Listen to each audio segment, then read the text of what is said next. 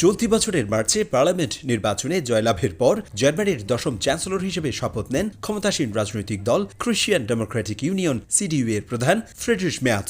আরেক শরিক দল সোশ্যাল ডেমোক্রেটিক পার্টি এসপিডিকে সঙ্গে নিয়ে জোট সরকার গঠন করেন তিনি। এরপর থেকে জাতীয় ও আন্তর্জাতিক রাজনীতি, অর্থনীতি, দেশটির সাধারণ মানুষের জীবনযাত্রার খরচ বেড়ে যাওয়া, দেশ জুড়ে বেকারত্ব বৃদ্ধি ও অভিবাসন সংকট সহ নানা বিষয়ে সামাল দিতে দক্ষতা ও বিচক্ষণতার পরিচয় দিতে না পারায় ধীরে ধীরে জনপ্রিয়তায় ধস নামতে শুরু করে জার্মান চ্যান্সেলরের। গত কয়েক সপ্তাহে দেশটির বেশ কয়েকটি জরিপ বলছে শতকরা 2/3 জনগণ অর্থাৎ 67% সাধারণ মানুষ ফ্রিডরিশ মেয়ার্জের উপর আস্থা হারিয়েছেন।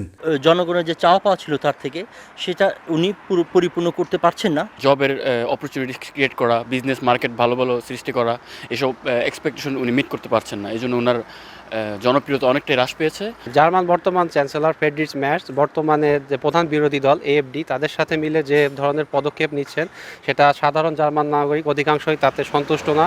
জার্মান নাগরিকদের ট্যাক্সের টাকায় দেশের জীবনমান উন্নয়নের পরিবর্তে যুদ্ধ বিধ্বস্ত ইউক্রেনকে সহায়তা, অবৈধ ও অনিয়মিত অভিবাসীদের নিজ দেশে ফেরত পাঠাতে ব্যর্থতার দায় চ্যান্সেলর মেয়ার্জ কোনোভাবেই এড়াতে পারে না বলে মনে করছে দেশটির প্রধান বিরোধী দল অল্টারনেটিভ ফর ডয়েচল্যান্ডের শীর্ষ নেতারা।